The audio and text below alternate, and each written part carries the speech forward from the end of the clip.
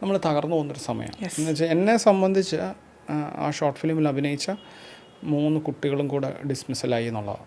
എൻ്റെ ഡിസ്മിസലൊന്നും എന്നെ ബാധിക്കും. പക്ഷേ നമ്മൾ കാരണം നമ്മളെ വിശ്വസിച്ച് നമ്മുടെ ഒരു ഷോർട്ട് ഫിലിമിൽ അഭിനയിച്ച 3 പേരുടെ വിദ്യാഭ്യാസം ആകെ പ്രശ്നത്തിലായി. ഒരാൾ PG ചെയ്തുകൊണ്ടിരിക്കുക, 2 പേര് PG ചെയ്യുന്നു, ഒരാൾ ഡിഗ്രി ചെയ്തുകൊണ്ടിരിക്കുന്നു. അപ്പോൾ ആ സമയത്ത് ഞാൻ കുറച്ചെങ്കിലും ഓക്കെ ആയിട്ടിരിക്കാനുള്ളൊരു കാരണം എന്ന് പറയുന്നത് എൻ്റെ വീടാണ്. അപ്പോൾ ഡിസ്മിസിലായെങ്കിലും എന്നെ ടീച്ചേഴ്സൊക്കെ അവിടെയുള്ള കുറച്ച് പേര് എൻ്റെ കൂടെ നിന്നിരുന്നു. ഇപ്പം പ്രത്യേകിച്ച് ശിവപ്രസാദ് സാറ്, അല്ലെങ്കിൽ ആശ മിസ്സാണ് എന്നെ ഈ പടം ഒരു ഫെസ്റ്റിവലിൽ അയക്കാൻ പറയുന്നതും ആ ഫെസ്റ്റിവലിൽ ഇത് സെലക്ഷൻ കിട്ടുകയും ഇത് ഫെസ്റ്റിവലിൽ കാണിക്കുകയൊക്കെ ചെയ്തു. Bangalore queer international film festival. അപ്പോൾ അവിടെ പോകുമ്പോൾ ഞാൻ 3-4 ദിവസം താമസിക്കുന്നത് ഇങ്ങനെ ക്യൂറായിട്ടുള്ള മനുഷ്യരുടെ കൂടെയാണ്.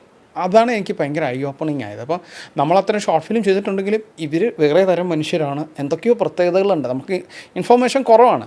നമ്മൾ ഹോമോസെക്ഷലിനെ സപ്പോർട്ട് ചെയ്യുന്നൊരു സിനിമ എടുത്തെങ്കിൽ പോലും അത്തരം മനുഷ്യരെ ഭയങ്കരമായിട്ട് നേരിട്ട് അറിയത്തില്ല.